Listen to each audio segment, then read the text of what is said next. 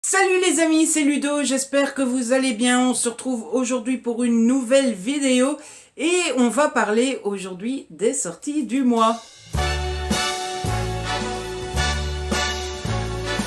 En effet, le mois de mars commence et il est grand temps donc de s'intéresser à toutes les sorties livres qu'il va y avoir pendant ce fameux mois. Comme d'habitude, eh bien, j'ai fait mon petit repérage sur les petits sites internet. J'ai été faire mon petit curieux, j'ai été regarder ce qui sortait et qui m'intéressait et ah bah bingo, j'ai eu une petite liste. Petite liste qui est quand même déjà assez étoffée, n'est-ce pas? Et pourtant qui n'est pas exhaustive. Vous connaissez la chanson.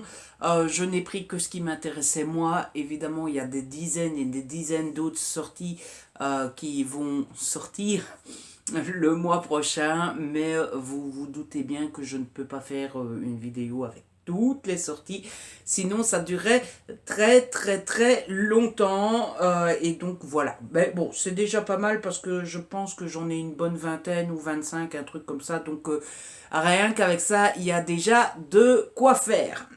Et du coup, bah, on va commencer tout de suite. Et on commence le 4 mars où il y a 4 sorties qui sortent. Tout d'abord, il y a VIP de Vikeland qui sort aux éditions City. Vous le savez maintenant si vous me suivez depuis un moment ou si vous m'écoutez quand je parle de romance, mais Vikeland est l'une de mes autrices de romance préférées, pour ne pas dire l'autrice de romances préférées. C'est vraiment une autrice que j'aime beaucoup. En général, ses romances sont toujours très fun, très marrantes, avec des petits moments qui vous font sourire, etc. etc. Donc voilà, en général, en tout cas chez Hugo, je ne rate jamais une seule sortie de Vikeland. Chez City, ça m'est arrivé parce que bah, jusqu'à maintenant, j'étais pas au courant qu'il y avait des Vikeland chez City. Je le sais depuis fin d'année passée, mais il n'y avait pas encore eu de nouveautés qui étaient sorties. Et ceux que j'ai loupés, ben, j'avais l'intention de les acheter petit à petit. Mais là, il y en a un nouveau qui sort. C'est pas génial, ça? Hein? Voilà. Alors, j'essaye de noyer le poisson parce que j'ai complètement oublié le résumé. Une fois n'est pas coutume. Je ne saurais plus dire ce que c'est. Pourtant, je vous promets, je l'ai lu. Et je me suis dit, ben, note-le quelque part parce que tu vas oublier. Je me suis dit, moi, oublié. Ah, eh ben oui, j'ai oublié. J'ai dans la tête là un souvenir fugace de quelqu'un qui va être au service d'une famille riche, mais je ne sais absolument pas si c'est un vrai souvenir ou si c'est un souvenir inventé. Toujours est-il que je me le suis noté que c'est du Vikeland, que je fais confiance totalement à Vikeland et que j'ai pas besoin de connaître le résumé pour en acheter. On reste le 4 mars et là je vais de nouveau pas beaucoup vous aider. Il y a She's With Me de Jessica Kinsolo aux éditions Le Livre de Poche Junior qui sort.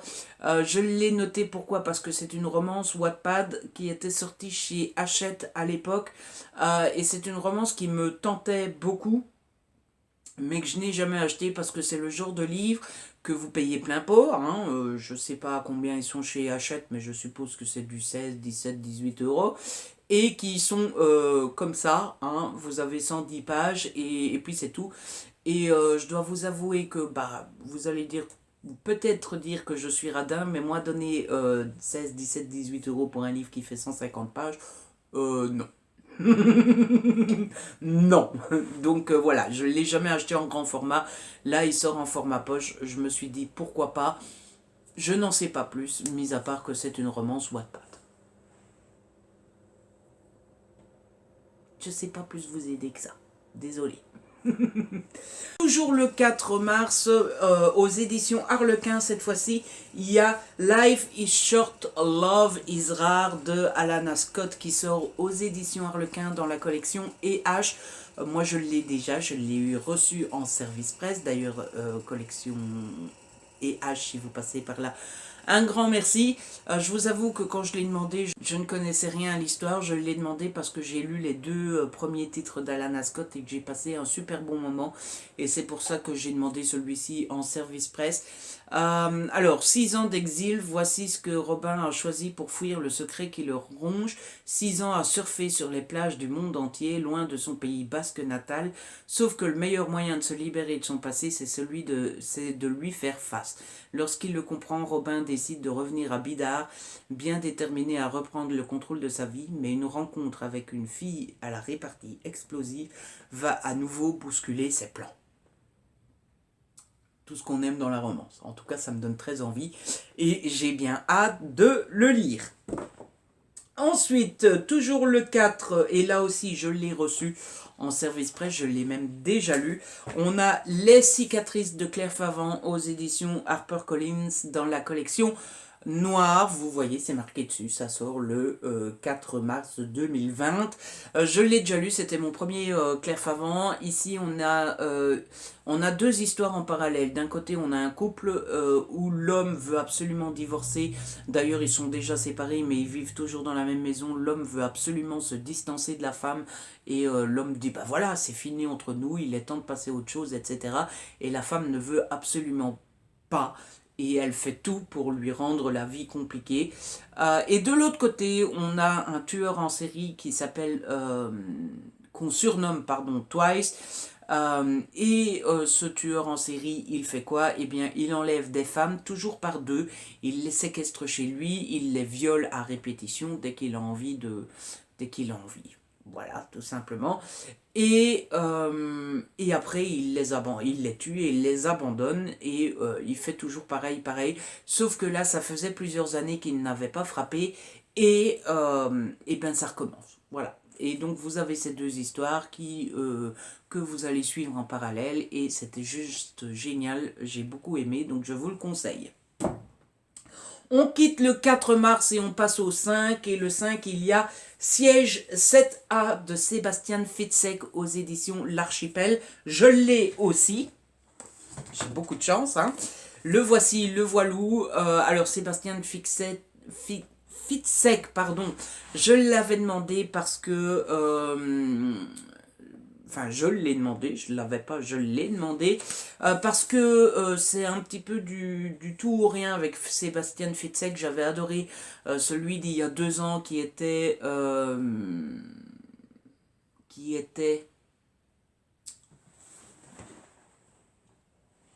Passager 23, que j'avais vraiment beaucoup aimé, qui se passait sur un bateau en une sorte de huis clos comme ça. Et j'ai détesté celui de l'année passée qui s'appelait Le Colis et que j'ai pas du tout accroché. Et donc là, bah voilà, quand j'ai vu qu'il y en avait un nouveau qui sortait, j'ai demandé à l'Archipel et je me suis dit voilà, ça sera un peu la belle pour décider si j'aime ou pas l'auteur. J'en ai aimé un, j'en ai détesté l'autre. On verra ce que ça donne avec celui-ci. Alors celui-ci, de ce que j'ai compris, on est avec une femme ou un homme? Une femme qui prend l'avion et elle va être contactée par un méchant, par un terroriste, qui va lui dire si tu veux pas que ta fille meure, eh bien il va falloir tout faire pour faire cracher l'avion. C'est pas très sympa. Non, on est d'accord. C'est pas du tout gentil, mais c'est l'histoire de ce bouquin. Et donc, bah, j'ai hâte de voir si ça va le faire ou pas. On reste le 5 mars avec un autre livre que j'ai déjà. Il s'agit de The Catch de K. Bromberg aux éditions Hugo dans la collection New Romance en format poche. C'est un tome 2, c'est la suite de The Player. Alors ici, je vais pas vous raconter l'histoire du tome 2, hein, sinon ça serait pas très cool. Mais le tome 1 racontait l'histoire de Easton qui a eu un accident pendant qu'il travaillait, puisqu'il est joueur de baseball. Il a un accident, il se blesse et pendant qu'il est blessé, qu'il a super mal et tout ça, son employeur vient lui donner un papier qu'il signe sans regarder et en fait le papier dit qu'il doit obligatoirement être remis sur pied à telle date et donc pour y arriver il va engager la plus grande comment on appelle, kinésithérapeute pour le soigner, pour qu'il soit sur pied et évidemment ça ça va faire des bisous. Ça va faire des bisous, ils vont tomber amoureux et tout ça et tout ça. J'ai adoré le premier tome et donc j'ai hâte de lire ce second tome. Toujours le 5, cette fois-ci je ne l'ai pas. Il s'agit de Le jour où tout a basculé de Julie Buxbaum aux éditions PKJ. Alors ici, ça m'attire beaucoup. Est-ce que je me souviens du résumé? Ça va devenir un jeu pour finir. Le résumé, ce dont je me souviens du résumé, c'est que on va suivre des personnages qui ont un passé commun autour du 11 septembre 2001. Et je pense que c'est le garçon qui a une photo sur laquelle se trouve un membre de sa famille. Je ne sais plus si c'est sa maman, sa tante ou quelque chose comme ça. Et il veut connaître l'histoire de ce membre de cette famille. Et sur la photo, il y a une jeune fille. Et il va rencontrer la jeune fille. Et donc, je pense qu'il va demander à la jeune fille de l'aider à reconstituer l'histoire du membre de sa famille. Un truc comme ça, en tout cas, ça m'attire beaucoup. Donc voilà. Hein. Si vous voulez un résumé un petit peu plus clair, allez voir. Toujours le 5 mars, un livre que j'attends avec grande impatience. Il s'agit du tome 2 de la saga de Gab Ramberg, qui s'appelle Everyday Heroes. Ça sera le tome 2 qui s'appelle cette fois-ci Combust. Vous vous souvenez sans doute, je vous avais déjà parlé du premier tome, celui-là. Il me sert à tenir la tablette pendant que je filme. Donc cette saga, on suit 3 frères qui exercent des métiers jugés héroïques. Enfin, jugés héroïques, c'est pas qu'on les juge héroïques, c'est qu'ils sont héroïques. Et donc dans le premier tome, c'était un policier. Et donc là, dans le deuxième tome, on va suivre le deuxième frère qui est pompier. Voilà. C'est tout ce que je sais sur l'histoire. C'est un jeune pompier qui va rencontrer une jeune fille et ils vont tomber amoureux et ça va être trop beau, trop beau, trop beau. J'avais pas été super convaincu avec le premier tome, que je dois vous chroniquer très bientôt dans un update lecture, mais comme c'est des personnages qui changent d'un tome à l'autre, je vais tenter le deuxième tome. Toujours le 5 mars, il y a Et les vivants autour de Barbara Abel qui sort aux éditions Belfond. Barbara Abel qui est une autrice de thriller que j'ai beaucoup aimé, que j'aime beaucoup. C'est pas que je l'ai beaucoup aimé, je l'aime beaucoup. Que ça soit Je sais pas, Je t'aime, je trouve que c'est deux plus réussis. C'est est-ce que je vais voir ça d'ici en bas avec ma mauvaise vue? Tiens, où est-ce qu'ils sont? Oui, voilà. Il y a Derrière la haine et Après la fin. Et alors il y a L'innocence des bourreaux. Enfin bref, j'ai vraiment beaucoup aimé tous ces romans. Et donc il y a son nouveau qui sort. Et son nouveau raconte quoi? En gros, c'est quelqu'un qui est mort. Enfin, non. Il n'est pas encore mort. Il y a un membre de la famille qui est dans le coma depuis des années, qui respire grâce à des trucs artificiels, j'ai envie de dire, hein, des machines. Et on suit les membres de sa famille qui doivent vivre avec ça. Et je pense qu'on démarre le livre au moment où il est décidé de débrancher la personne. Est-ce qu'il y a une façon plus polie de dire ça? Au moment où on décide que ça sert plus à rien ça sert plus à rien, c'est pas beaucoup plus gentil non plus. Ça doit être terrible quand t'es médecin et que tu dois annoncer un truc comme ça, mais au moment où voilà, malheureusement on n'a plus le choix et qu'il vaut mieux laisser partir la personne et voilà. Je ne sais pas quel est le côté thriller dans tout ça. Moi je me suis arrêté à ça, ça m'a suffi. En espérant que ça soit pas très triste, parce que quand on me connaît, si c'est trop triste. On en a fini? Non, on n'en a toujours pas fini. On reste le 5 mars avec un autre livre que j'ai reçu aussi. Il s'agit de Mother Cloud de Rob Hard aux éditions Belfond dans la collection noire. Alors ici, c'est une histoire qui m'a beaucoup plu. Je me souviens du résumé, mais je le trouve un peu compliqué à résumer. Du coup, je vais vous lire la quatrième de couverture. Ex, Ex-petit patron désormais ruiné, Paxton n'aurait jamais pensé devoir intégrer une unité Mother Cloud, cette superstructure de l'e-commerce qui a dévoré la moitié de l'économie mondiale. Pourtant, dans une société n'ayant plus rien à offrir, comment refuser un job qui propose non seulement un salaire, mais aussi un toit et à manger? La jeune Signa non plus n'aurait jamais pensé rejoindre Mother Cloud, mais sa mission est tout autre. Une révolution est en marche dont elle est le bras armé. Devenir salarié n'est qu'un premier pas pour infiltrer le système, en percer les secrets, le détruire.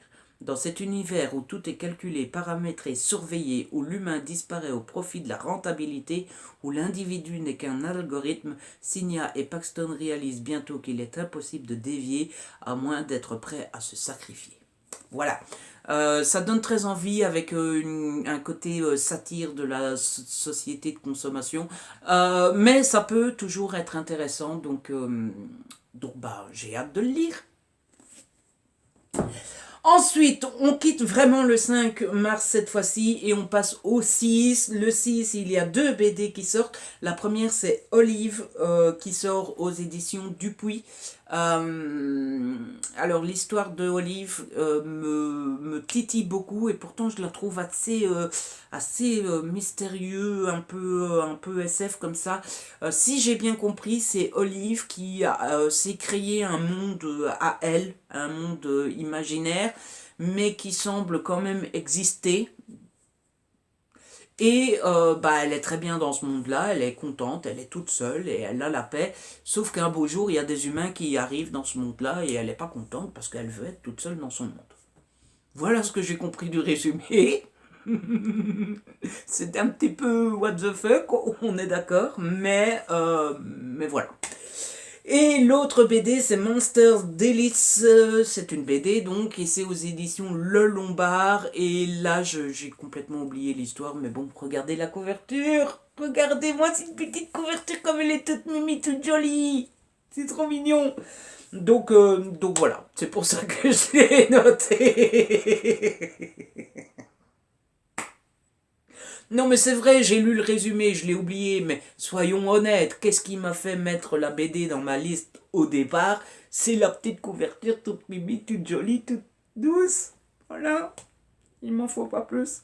Du coup, on quitte le 6 et on passe au 12. Le 12, il y a Regarde d'Hervé Commère aux éditions Fleuve. Alors regarde un peu. C'est un thriller et donc ça raconte quoi? Pour une fois, je suis pas très fan de la couverture. Hein. D'habitude, je fais des compliments sur les couvertures de chez Fleuve. Là, non, je n'aime pas vraiment. Mais l'histoire a l'air intéressante puisque on suit une jeune femme qui a un mari qui disparaît. Elle a plus de nouvelles ou alors il est mort. Je ne sais plus trop. Soit il a disparu, soit il est mort. Bref, elle a plus son mari et donc bah, elle continue à vivre, elle fait son deuil, elle vit sa vie.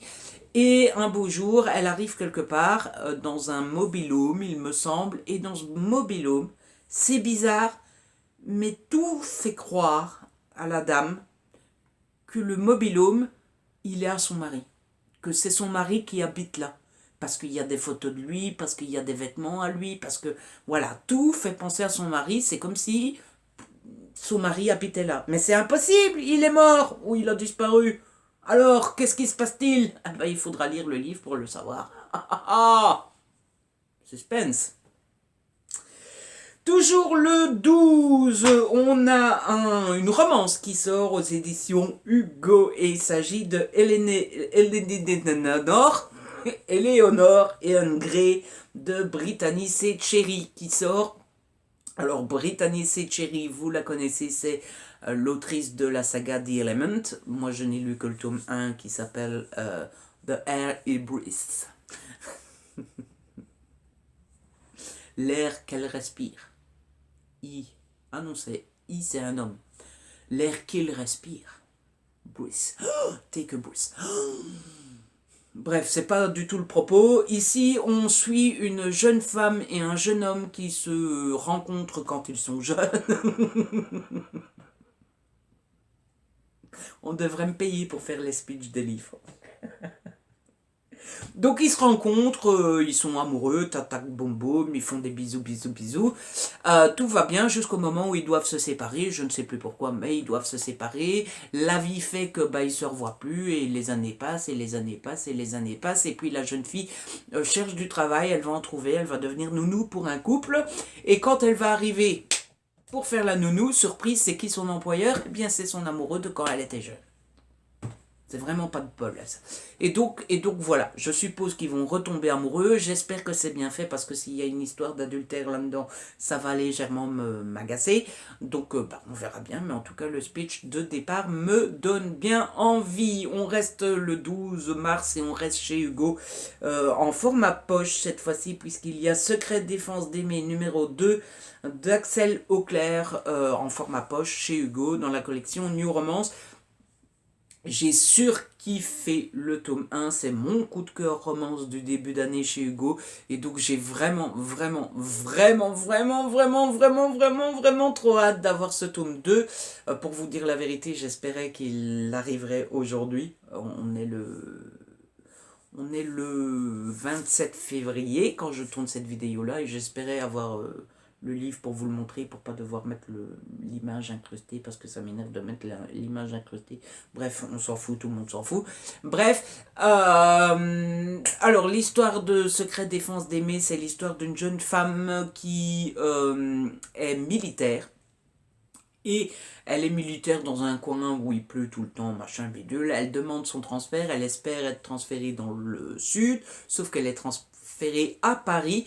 Elle râle un petit peu, mais quand elle arrive à Paris, elle va être, comment on appelle ça? Pas affrétée parce que c'est pas un avion. Elle va être pas casée parce que c'est un être humain. Elle va être mise au service d'un groupe spécial de militaires, mais genre le groupe de militaires, les militaires, le James Bond à côté c'est du pipi de chat quoi, c'est des militaires et c'est un groupe ultra secret, d'ailleurs les 3 militaires on ne connaît pas leur nom, on ne connaît rien sur eux, ils ont des cagoules, on ne connaît même pas leur visage, rien du tout, et notre chère héroïne va tomber amoureuse d'un des militaires et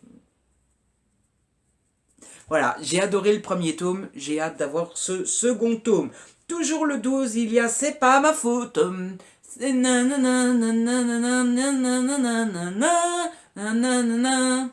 Attendez, c'est quoi les paroles déjà? C'est pas ma faute. Se jette sur moi et Lolita, moi Lolita. Bref, c'est pas ma faute, écrit par Samantha Bailey et Anne-Fleur Moulton, qui sort aux éditions Pocket Jeunesse.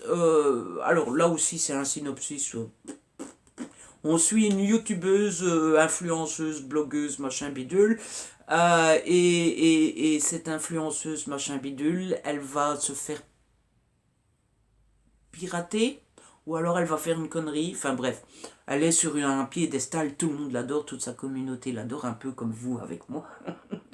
Et elle va faire une connerie, ou alors elle va se faire pirater, et on va découvrir qu'elle est pas sincère, un truc comme ça. Bref, elle est sur un piédestal et padaboum, tout le monde va la détester.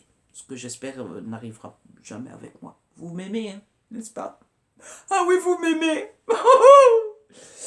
Et on reste toujours au 12 avec le dernier livre que j'ai déjà en ma possession et il s'agit de Se taire ou mourir de Karen McManus qui avait écrit, vous vous rappelez, Qui ment. Alors je peux pas vous montrer Qui ment parce que je l'ai pas gardé. Quelle idée. Je vous mets là, voilà, ici. Et Madame McManus, elle revient avec un nouveau best-seller. Le résumé n'en dit pas grand-chose, je vous le lis. Echo Ridge est une petite ville de carte postale, mais Ellery, la nouvelle élève, ne la connaît que de la rubrique des faits divers. 2 jeunes filles, dont la tante d'Ellery, y ont disparu au cours des 20 dernières années après le bal du lycée. Lorsque les menaces recommencent et visent les prétendantes au titre de reine du prochain bal, de nombreux secrets risquent d'être dévoilés. Ouh. C'est le 12 mars et pour savoir tous les secrets, il faudra le lire. Alors, je ne l'ai pas bien vendu? J'ai lu le résumé. On quitte le 12 mars et on se retrouve le 19 avec le retour d'Hugo. Il y a un nouveau Hugo dans la collection New Romance qui sort et il s'agit de Is It Love, le tome 4 qui s'appelle Colin ou Colin. Fais dodo, Colin, mon petit frère, fais dodo, t'auras du lolo. Sauf que c'est pas Colin, normalement dans la chanson c'est fais dodo. Fais dodo, Cola, mon. C'est Colin, Cola ou Colo? Fais dodo, Colo, mon petit frère. Non, c'est pas Colo. Fais dodo, Cola, mon petit frère. Enfin bref, on s'en fout aussi. Vous devez en avoir marre. Moi-même, j'en ai marre. Calme-toi, Ludo. C'est plus possible. Hein. On va avoir une discussion, toi et moi. Donc Colin, je ne sais absolument rien de ce livre-là. Tout ce que je sais, c'est que de une, j'ai adoré les 3 premiers tomes, et de deux, c'est écrit par Estelle Evry. Estelle qui est devenue pas une amie, en tout cas je pense pas qu'elle me considérerait comme un ami, mais qui est devenue une personne avec qui je discute très souvent sur Instagram, qui est très gentille, que j'aime beaucoup, et donc bah voilà, les deux ensemble, paf, ça fait des chocs à pic, paf, ça donne envie de le lire. Tout ce que je sais, pour vous donner peut-être un petit peu envie, c'est que c'est tiré d'un jeu vidéo à la base qui s'appelle Is It Love aussi. Et voilà. Ça vous donne pas spécialement envie, dit comme ça, mais bon. Allez voir les 3 premiers tomes, moi j'ai adoré les 3 premiers, donc j'ai envie de lire le 4e. Le 19 mars, et alors là, il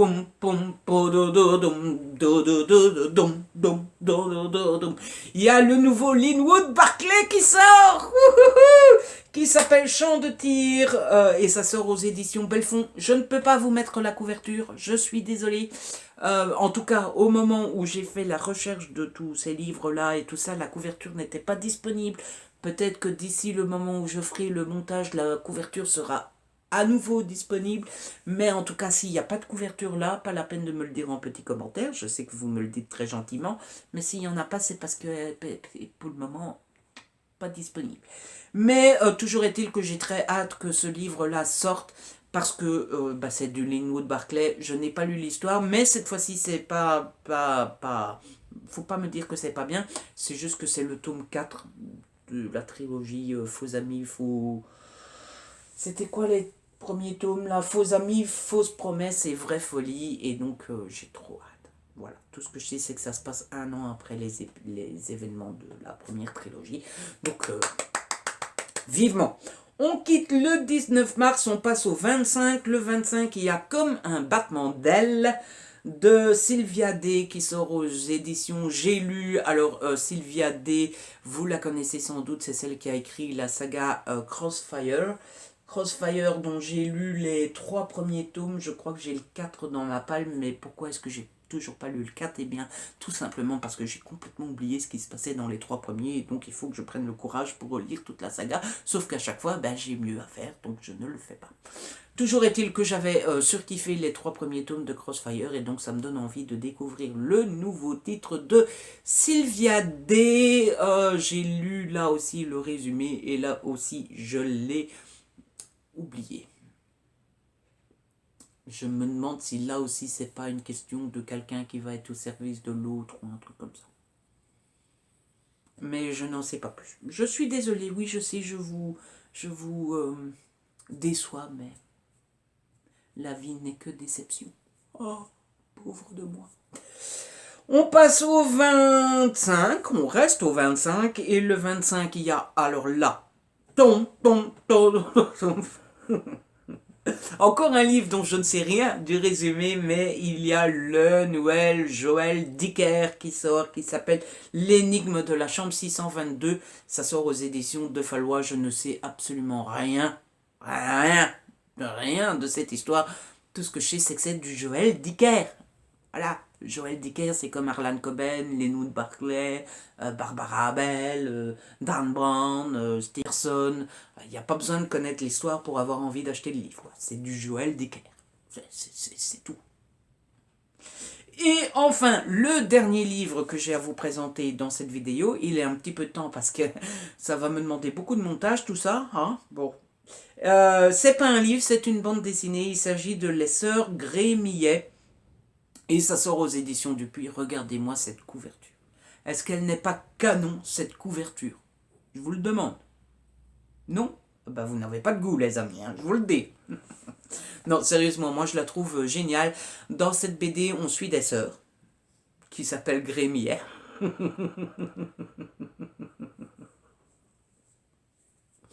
Et c'est une histoire fantastique aussi. C'est une sœur qui fait un rêve. Elle rêve de trucs fluo comme ça qu'il faut suivre. Là. Une sorte de... Comment on appelle les animaux qui sont qui font de la lumière? Vous voyez? Et elle les suit, elle arrive dans un monde fantastique, sauf qu'à un moment elle se réveille et elle va enrôler ses sœurs pour retrouver le monde fantastique dont elle vient de rêver. Voilà, ça a l'air très chouette. Et voilà, c'est comme ça que j'ai fini cette petite vidéo. Vous voyez, il y a du choix, il y a pas mal de titres, et quand on aura acheté tout ça, eh bien... notre banquier nous passera un petit coup de fil. En tout cas, j'espère que la vidéo vous a plu. Si c'est le cas, n'hésitez pas à la liker, à la partager. N'hésitez pas à me laisser un petit commentaire. Vous savez que j'adore vous lire. Si ce n'est pas encore fait, abonnez-vous. C'est gratuit et ça fait plaisir. On se retrouve très vite pour une nouvelle. D'ici là, prenez soin de vous et de ceux que vous aimez. Ciao!